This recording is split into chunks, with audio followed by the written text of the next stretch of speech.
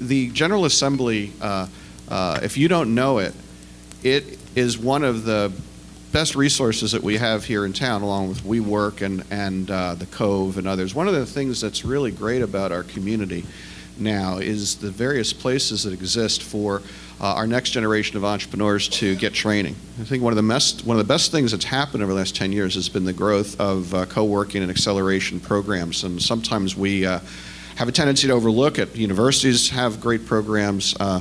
You've got 1776, you have Eastern Foundry specializing in national security. We are incredibly fortunate in this region to have a growing ecosystem that is supporting the next generation of entrepreneurs. So yeah, I've been around 180 years. I came down here in 1998, in the middle of the first internet bubble, otherwise known as the aneurysm, seeing a lot of interesting things. Amplifier Ventures is a company that I started about 11 years or so ago. We specialize in basically innovation. There's an investment side of the business. I've helped start a number of companies, including 2 companies that Mike Pratt and I did together, one of our panelists.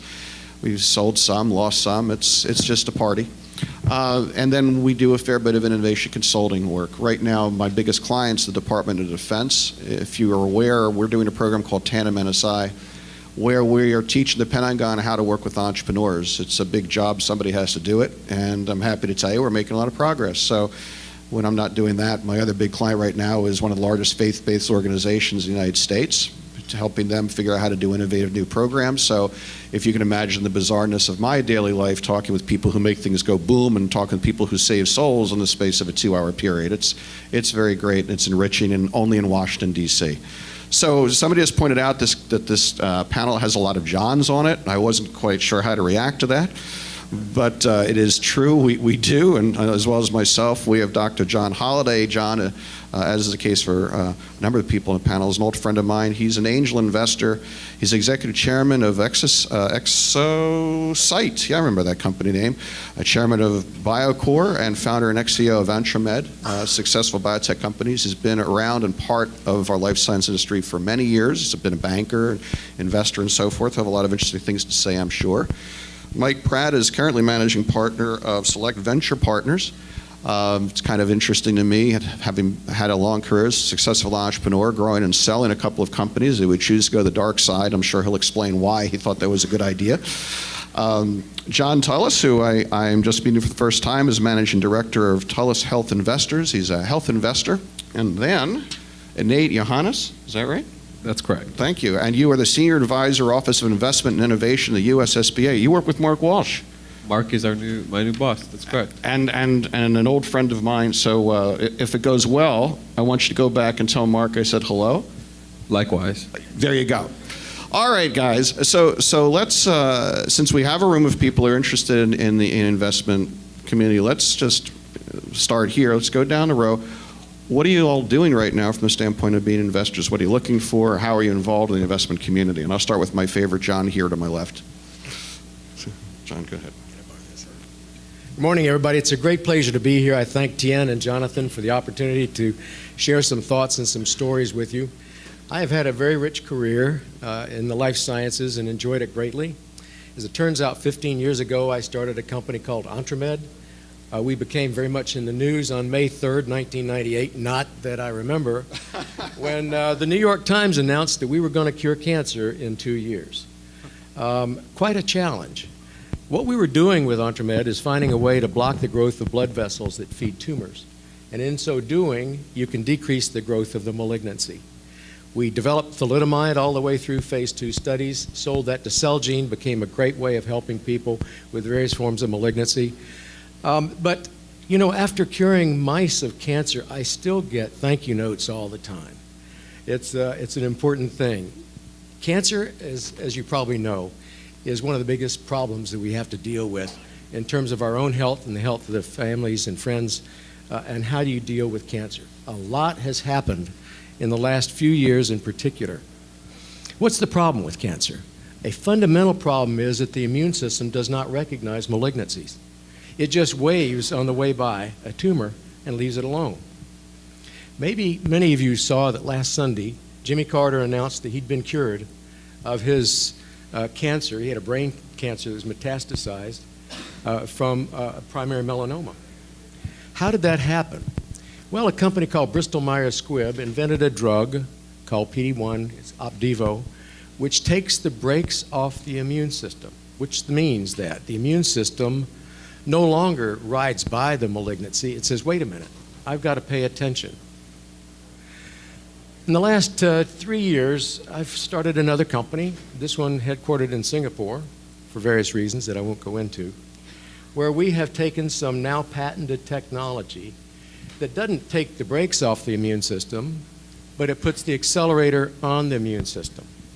Now let me tell you a brief story about that, and then I can tell you a little bit about how we're going about financing the company. The immune system has a challenge, and that is, how does it recognize the various markers of malignancy? As it turns out, cancer cells are not readily squirted into the bloodstream in a measurable way, but what they do is they secrete little balls of bad news. These are called exosomes. What these exosomes do is they carry the malignant message from the source of the primary malignancy, and it's now known as of a paper in October that they are the way that cancers metastasize. So for instance, a lung cancer will squirt off some exosomes, little balls, into the bloodstream, which lodge in the brain, corrupt it, and then set up shop. The malignant message is in these exosomes. They contain the genes, the proteins, etc. How do you put them into the immune system? Years ago, I co-founded a company called MaxCyte, which is still a private company run by Doug Dorfler. And Doug and we started a company around a process called flow electroporation. A lot of big words. The simple story is this. You collect from a patient their exosomes from their blood. You collect from a patient, that same patient, their primary immune cell, called a dendritic cell. You put the two together with an electric current which opens windows in the immune cell, and now the immune system, when it's put back in as a vaccine, says, I know where to go and what to do. I've got the message of the malignancy. We're early in the process of developing the company. I'm pleased to comment that we have a strategic relationship that's under discussion, but right now we're in the fundraising mode. Now, over the past, in raising monies for these companies, Yeah, okay, that's where I want to get to. Okay. I've started 3 public companies, never used venture money. Started with deep pockets, angel investors, and then we've gone, perhaps sometimes precociously, into the public marketplace and done well. But without the venture support, you often don't end up with the venture folks at your side if you need further support. Sorry, John, I'm sorry, I want to give our other guys a chance to chat. I'm sorry. No, not at all, because I think this is really important stuff. And what you're doing here in this region for driving biotech is really, really important. And I want to come back to it. Let me just ask you one quick question before we go on. Are you investing right now, or are you still are you an angel investor as we're appearing here? I'm an angel investor that invests in my own companies. Okay, that's good. All right, well, so we'll get back to that, because I want to talk about life science as a driver for our region going forward. So Nate, I know what your office is up to, but why don't you give a little bit, as an investor and as what are you up to at the SBA in this particular office that's relevant to people who are entrepreneurs in this community? Well, first, good morning, and thanks, Tien, for the invitation. I'm humbled to be in front of such a great audience and hear such great pitches. I'm always impressed from companies like SkillSmart that are really paving the way for something that is much needed in terms of matching skills to employers. Prior to joining the SBA, I'm a presidential appointee in the Obama administration, so everything I do or say does not reflect the views of the administration or my boss, Mark, and the administrator of the agency. I just said well, it was creative. I'll give Mark the credit. Okay, there you go. And so prior to joining the administration, I was a securities lawyer, a Wall Street Trade Group lawyer. I was doing a lot of Dodd-Frank Volcker Rule, regulatory work, and now here I do it at the Office of Investments and Innovation. I'll just give you a bird's eye view. First, has anyone heard of the SBIR program, Small Business Innovation Research? Great. So in summary, 11 federal agencies give us 2% of their research and development dollars, and we bring it to our office, and it's a little bit north of $2.5 billion, and we hand out grants for R&D, research and development, contingent upon solicitations by the 11 federal agencies. And just to give you a fun fact, out of the $2.5 billion, DOD is half of our budget. Mm-hmm. So DOD's R&D dollars by far outweigh the rest of the 11 federal agencies. And on the other end of our office is the investment side of it. we're a fund of funds. My office, we're an LP. Congress gives us $4 billion to invest in the year into fund managers. A fund manager can leverage $225 million from our office. And since money's cheap right now, because we're charging a 10-year bond maturity rate, we've seen a huge flow of GPs coming to us. Currently, we have about $25.2 billion in the market right now, managed by roughly 218 GPs. In fiscal year 2015, we've invested $6.2 billion into 1,210 portfolio companies. So we're an arm for fundraising. You are. And I'm going to ask a leading question for the home crowd. What's the number one region from the standpoint of getting money from SBIRs? The number one region? I believe it's this area in particular. That's correct. You got it in one. There you go. Well, look, what I always tell folks, and 60% of venture capital dollars go to 25 zip codes, 70% of venture capital dollars go to 3 states.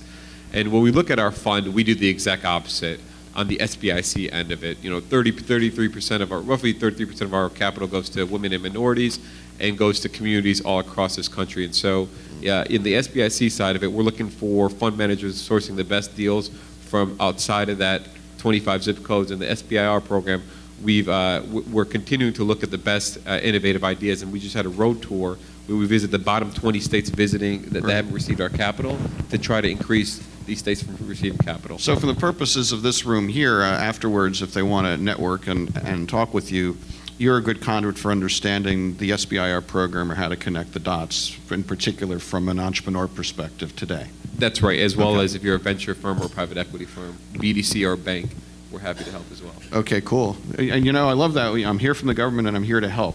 We don't get that enough, so that's great. That's right, and I'm not running for office. Even better. John, tell us, you're a healthcare investor? Yes. All right, I like that. Well, you should invest in John's company, apparently. So what are you up to? We're healthcare investors. We invest nationally, a little bit outside the U.S., but generally as part of investing in a U.S. company. So if we're helping a company expand outside the U.S., but most of our investment is across the U.S., kind of in line with what Nate was saying.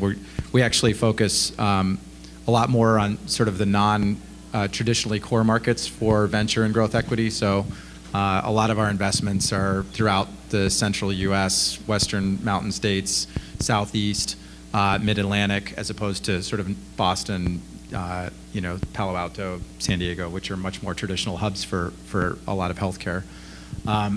We've been in business for just now 30 years, and our focus is on sort of growth stage companies. So what we're looking at across the healthcare space, and for us, this includes kind of all sectors of healthcare: medical devices, biotech, healthcare technology and services, to some degree diagnostics. What we're looking for is companies that have achieved a lot of the sort of technology development, generally have gotten through an approvals process with the FDA if that's required, and have begun to develop commercially. And where for the company, it makes sense to continue and push that commercial development for a period of time before they look to exit, whether that's an IPO or a trade sale. That's not for all companies. Some companies exit before they ever get commercial, but there's a part of the market that needs to go out and kind of prove that they have a product or service that really has commercial viability. And actually, in this day and age, that's becoming increasingly more important, both in the IPO markets and the trade sale markets, because of a variety of factors that are driving costs down and expectations up for new products. So typically, we invest in companies that have sort of 5 to 25, 5 to 30 million in revenues. They're generally not profitable. They're usually in a hyper-growth mode and really trying to continue to expand. And we're trying to come in and help them do that effectively and efficiently. That sometimes includes companies that have venture backing previously, but a lot of times it doesn't. So a lot of times it's companies like what you do, where it's friends and family, angel investors. They kind of get it to a certain point, and then they say, it'd be nice to have somebody at the table who can open the doors with some additional, I'm buyers. telling you right now, you two aren't leaving the stage unless there's a checkbook out. I got to pay him? No, John, I'm trying to help you, buddy. I'm trying to help you. It's all about you. So so that's basically what we do, and actually part of our approach is that virtually all the companies that we invest in are companies we've known for some time. So we actually spend a lot of time in the angel community and in the new company community. Even though we don't give seed capital or invest in early stage, we like to get to know companies at that level. And what we find is that if we build a relationship over a period of 1, 3, 4 years, when the time is right for the companies that do ultimately want growth capital, it's a very organic process where there's a relationship and a clear That's fit. right. So Absolutely. And now Mike Pratt, who's an old friend of mine. Mike, you're helping to start companies now with Select Venture Partners. Yes, Tell hi, us what you're hi up to. everyone. Thanks, Jonathan. Yeah, first of all, very nice to be here. Thanks to TN and company, and thank you for sticking around. I spent 16 or 17 years as an entrepreneur myself, being involved at various levels of C-levels in companies over the course of anywhere between, let's say, 11 and 13 companies, depending upon how you count them. We had 5 exits, and Jonathan has invested in a couple of those companies. And my last company was acquired in February of 2014, and I decided, Jonathan wanted to know why I went to the dark side, and I think part of the reason I went to the dark side is because as an entrepreneur dealing with early stage venture capital funds, I realized that they weren't necessarily the best partners at all times, because many of them didn't understand the woes of entrepreneurs. So I decided that I would put together a fund of what we call entrepreneurs helping entrepreneurs. So I took some of the exit money that I made and I started a fund with 3 other partners, all of whom have had operating experience, really big operating experience, all of whom have had exits along the way.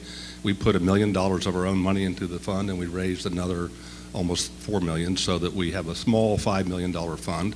We invest in early stage companies.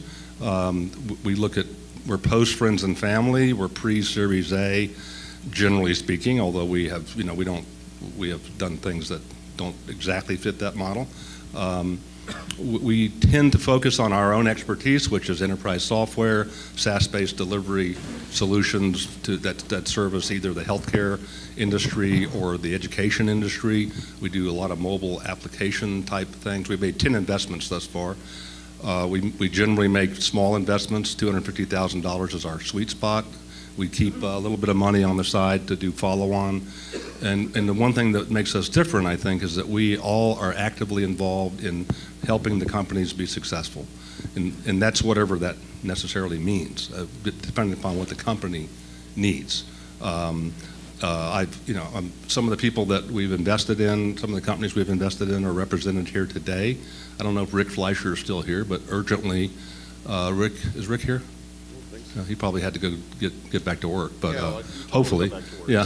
So we invested. It was our very first investment. I'd worked with Rick in a couple of earlier companies, and pleased to be able to say that our measure of success is that we take a company from kind of their post friends and family round and get them to where they can demonstrate to a serious investor that they're worthy of a Series A investment, and that's so hard to get done. If you're an entrepreneur, you know how hard that is to get a Series A investment, particularly in this part of the world. So urgently, actually just recently announced that they had a $7 million Series A that was led by a venture capital fund that was based in Salt Lake City that we introduced them to, and also included Verizon and Allianz Insurance as the 2 strategic investors. In addition to what I'm doing in the fund, I have 3 other partners. One is based in this area, one is based in New York City, one is based in Salt Lake City. We tend not to focus too heavily on geographic region. We look more at the deal. We've had a very kind of broad base of investments we've made thus far. But in addition to that work, which takes quite a bit of time, as you can imagine, I also, Jonathan inspired me as his work as an adjunct professor at the Smith School at Maryland. And I suggested one time that I might be interested in doing some adjunct professorship work, and did some guest speaking with him at in his classes. And Jonathan, took me up on that offer and forwarded me an email from the engineering school that said they were looking for a person, which I thought was an adjunct professorship, but it turned out to be a full-time job. So I'm now. That's why I turned it down. What's that? That's why I turned it down. Yeah, it's amazing to do. You're dealing with young, bright Maryland students. I don't know if you know Maryland as a university, but it was recently named, the entrepreneurial program at Maryland was recently named as one of the top 10 entrepreneurial programs in the country. And it moved up this year from 20th position to 10th. And a large part of that is what we're doing at the engineering school, which is essentially teaching technical people the STEM disciplines, how to start companies and how to raise money and provide them with tools to enable them to be successful. And a lot of the engineering students that we're working with come out of the school and actually have started businesses while they're in the program. Big, Yeah. almost, very big success story so far. So that's what I do. So if you want something to add, you want I was going to say Mark Walsh would take the claim for that, who just stepped down from the chair of the Dickman School of Entrepreneurship. Yeah. But you know, looking at, I made Walsh. is that right? Yeah, you tell him when you get back. Tell him I said on stage. Well, I it's made on him the who is- record now. That's right. I made Mark Walsh. That's right. But if you look Watch at, his head explode. I'm out of a job tomorrow. No, you can come work No. with me if that's the case. But in the sense of looking at entrepreneurship as now of a career, Yeah. as we see in institutions, looking at it as more of a career rather than an option. So. Yeah, I think it's interesting. And so one of the things that I have heard chronically over the years is that there's never enough venture capital. It's like there's never enough love in the world. But yet somehow we manage to have this great entrepreneurial community. Let's start with the life science side. John, you've been here for a long time. You've grown great companies. How and why is it that, notwithstanding this so-called chronic lack of venture capital, we seem to have the ability to generate great entrepreneurs or great companies in the region? You know, within the 10-mile radius of the NIH, there are more MDs and PhDs per square mile than anywhere else in the world. Lots of innovation and lots of ideas. And many of these people, like me, trained in the sciences, decide to go in and start businesses. I never had any training in business. I was a scientist, after all. And so we go out and find some angel money, which is hard to find now because it's more like venture money, and get enough seed capital to do a little damage and take the company forward to try to find some way of further funding. A tough problem. I think the environment around here is rich from the point of view of science, but does not have the venture money around. As you know, I think that's dropped off by 50% in the last decade since I ran the Tech Council. So you need to find the money and you need to form an alignment. The venture companies we have locally invest out west, NEA and others. We need to keep them locally to support our community. So how are we doing it? So Mike Pratt, you've grown. I mean, I had a ringside seat, and I always worry when you say on stage you started your fund because you didn't like your investors. It's like a knife in my heart. But putting that, that thing aside, you've grown a number of companies here in this environment. How did you overcome it, or is the lack from the software side is the lack of institutional capital continue to be an issue here? Well, I think it is in this area. I really do. In fact, if you look at my portfolio, the companies that have been successful, we've had a couple already, even though we've been around a little less than 2 years. We've had, I think, 3 companies thus far already go from our initial seed to a Series A. But none of those happened in the DC region. They all happened outside of this region. When I was involved in the business, it was a little different. I think there was more, certainly back 10 or 15 years ago, there was a lot more Series A money in this area. A lot more. And now it suddenly seems to have gone away. And as I was talking with someone, I think Alan Snyder, who's maybe not here now, but formerly of Boxstone and Good Technologies, now it seems to be primarily either seed money, a lot of seed money like us, or B rounds, growth capital, where they're looking to, I actually got a call, I won't name the name of the VC, but I used to get a call like every 3 months from the VC saying, okay, are you at 20 million revenue yet? Because, I want to give you 20 million, but we don't, our model is you got to have 20 million in revenue before we'll give you 20 million in growth capital. And I'd say, I didn't have 20 million in revenue the last 3 months ago, and I still don't have 20 million in revenue, so.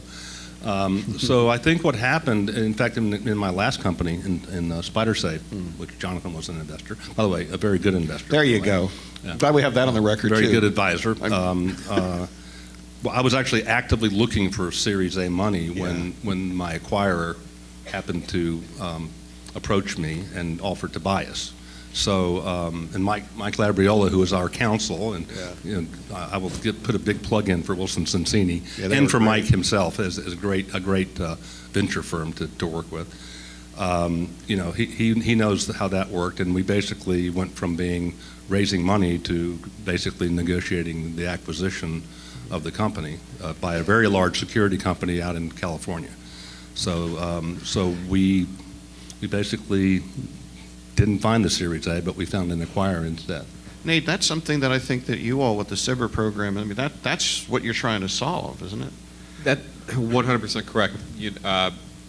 Really, we're investing R&D dollars to companies that are such high growth, innovative institutions or small businesses, but in the sense of either too risky for VC or not in the realm of PE. So that you have the value at death. And so looking at our program, it's really to fill the gaps where the gaps are widest, which are high growth companies and American small businesses. And the ultimate validator of that is Congress, who authorizes it. And for the past, since 1980, there's been an increase of capital being invested into the SBIR program because of the success stories. We look at Qualcomm and 3D technology or Symantec or the biotech industry. These were, or 85% of your smartphone, these were SBIR technologies that have been commercialized to, the return on investment of the American taxpayer has been 1,000x. So. And it's really important for those of you that don't know, the Small Business Innovative Research Program. So last year it put $120 million in Virginia-based small businesses, and that's $150,000, $500,000 at a time. And so it really is, the NSF, for example, puts tens of millions of dollars into startups in our region. And what's important to understand is that, yeah, it's a pain in the butt to apply. You have to go to FedBizOps and do a little bit of understanding of how the government works. But you get the money, it's not equity. It's not debt, it's a grant. You don't actually have to give anything up, and you can use the money to develop a product that you can keep commercial rights to. It literally is, if you remember that late night TV advertisement with the crazy guy with the question marks, the government gives you free money, he shows you the phone book of all the free money.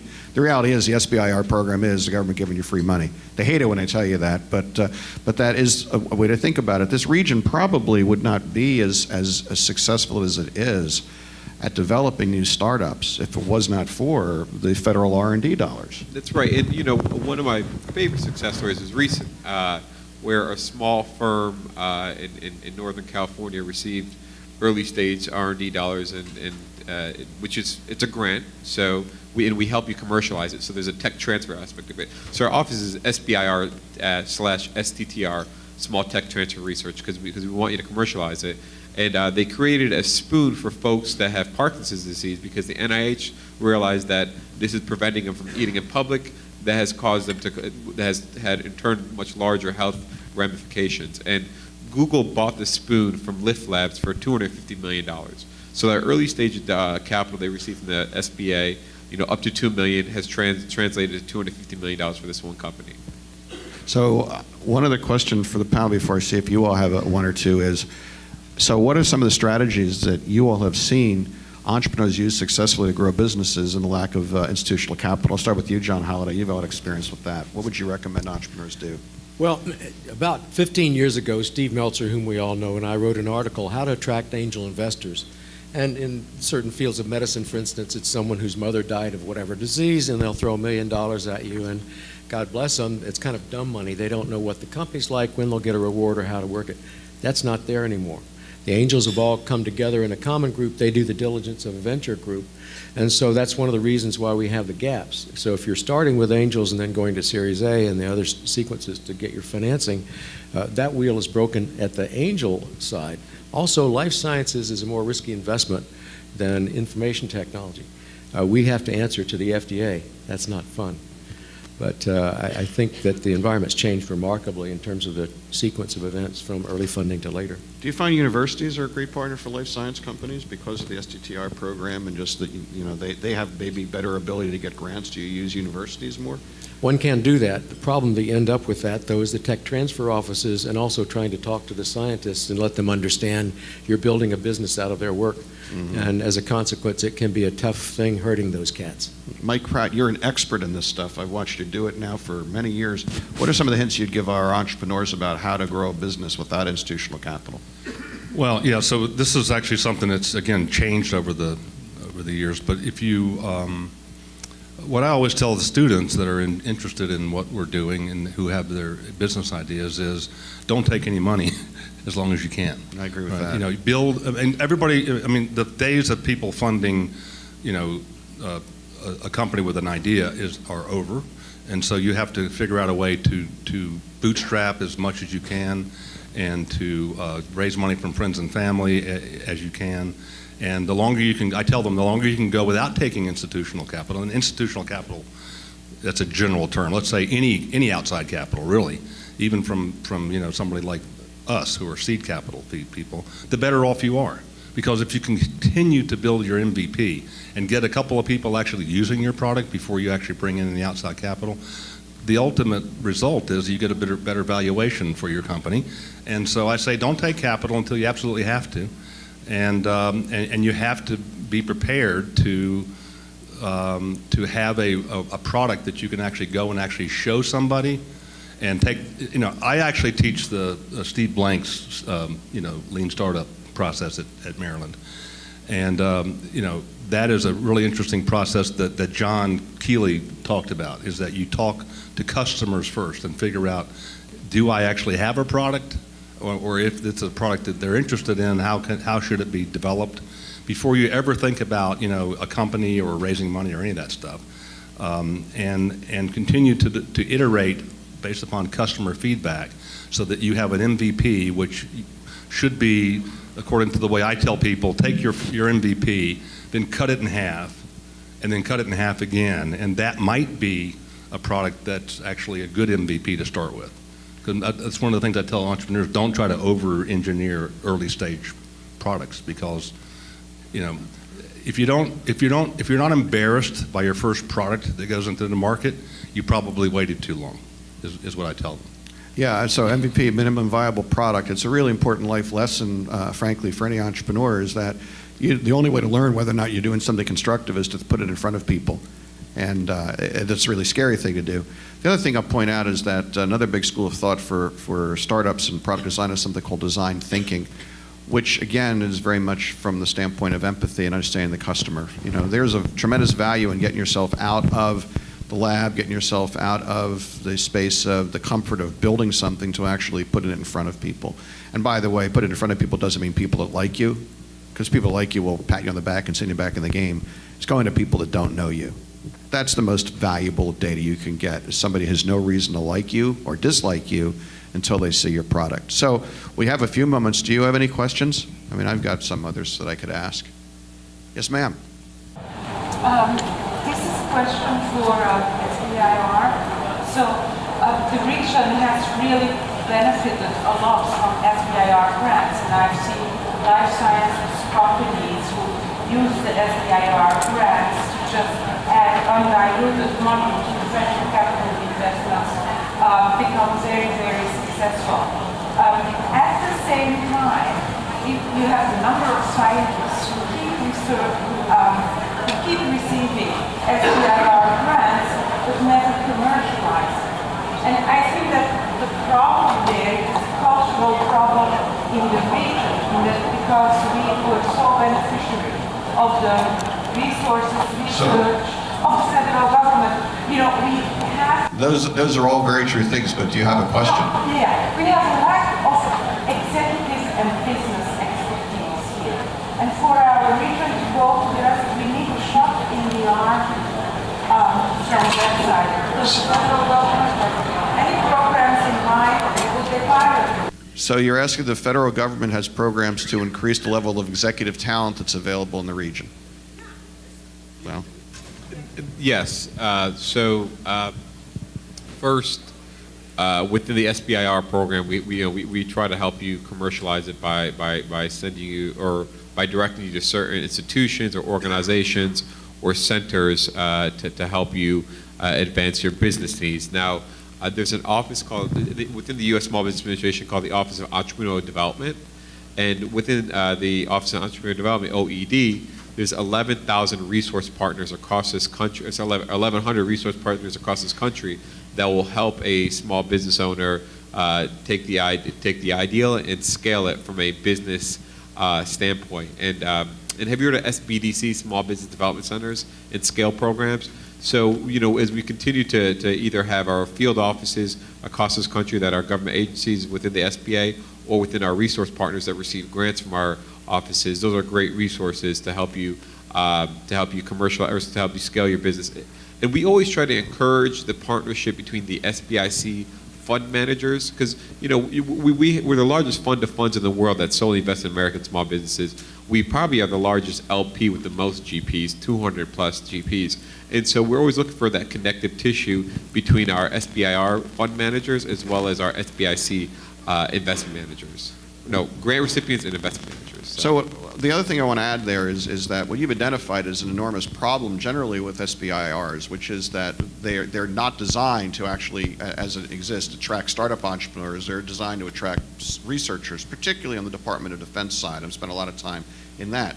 Having said that, what you described, the issue of how do you get scientists matched up with entrepreneurs and business people, it's not that we have a chronic lack of those people here. What we have is a chronic lack of clear connection points. So I would encourage you, for example, to look out for the I-Corps program, which is something that the NSF has started, the SBAA is involved in, a number of us have taught in. That's a program that helps scientists figure out how to get out of the lab and start a product. The Accelerate DC is a program that a number of universities support, 1776. Eastern Foundry, Maryland Dingman Center, every university, Mason has a great entrepreneurs program. So if you can't figure out where else to go to find an experienced entrepreneur to work with you, well, first of all, you can ask FoundersCorps. That's what we all do. Most of our members are involved in this in some way. But forgetting that, go to the university you're closest to and walk in and find out where their entrepreneurship center is. They're all magnets for those things. It also, You're shaking your head, but I can tell you. If I would have the money to be an investor, I invest in the jockey because I know that the jockey is going to choose the right horse, i.e. the technology, and feed it right so that it will be. That is certainly a viewpoint. I can tell you, speaking as an investor and somebody who spent years in the tech transfer world, getting a successful startup is always really, really hard.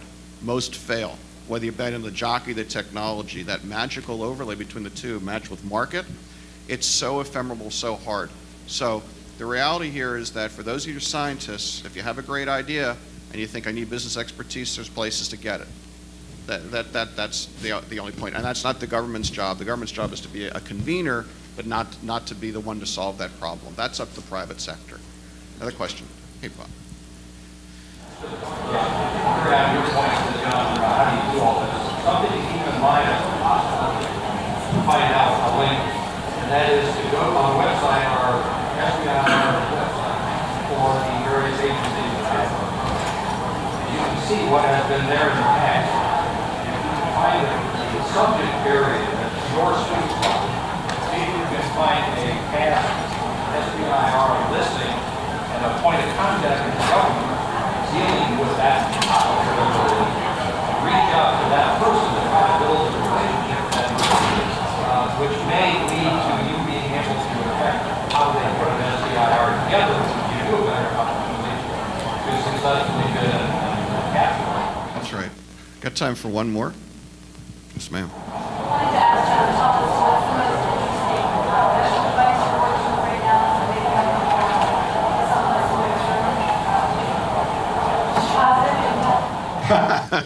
Glad you added that.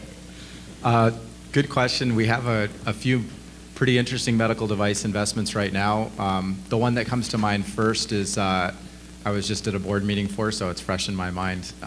That's a company that developed a delivery technology that will be used in place of an end-hole catheter by interventional radiologists. And what's relevant about it is that it creates pressure when it delivers therapy, and the result of the pressure is that the therapy hits the tumor site at a much higher density or concentration, and the amount of collateral damage, if you will, that typically occurs is reduced substantially. And what we think it's going to do is shift what is a highly surgically driven practice in the market today to something that can be done in a minimally invasive, fairly quick fashion and at a fairly low cost. So it's very, very exciting. Currently they're focused on primary and secondary liver cancer, but they've got a lot of clinical work, actually some at Johns Hopkins right now, in a number of other areas where the same technology can be used. So that's one that we're pretty enthusiastic about. One more, maybe? All right. Well, so Nate's going to go back downtown and figure out how to keep pumping money into our economy to help us be entrepreneurs. John and John are going to do a deal, and Mike Pratt's going to start 2 companies before lunch. Well, how about that they invest in SBIR companies, so I'll pump more capital in, they invest in it, and then you are the grant recipient. Wait, who are you the one, which one's the scientist? He's the scientist. I'm you're just the a grant talent. recipient, Yeah. and you're the investors, and Yeah. we're all happy. And I'm just a schmuck that just hung out here with you guys. The broker-dealer. The broker deal, The dirty banker. So thanks very much for joining us this morning. Thank you so much, Jonathan, John, Nate, John, and Mike.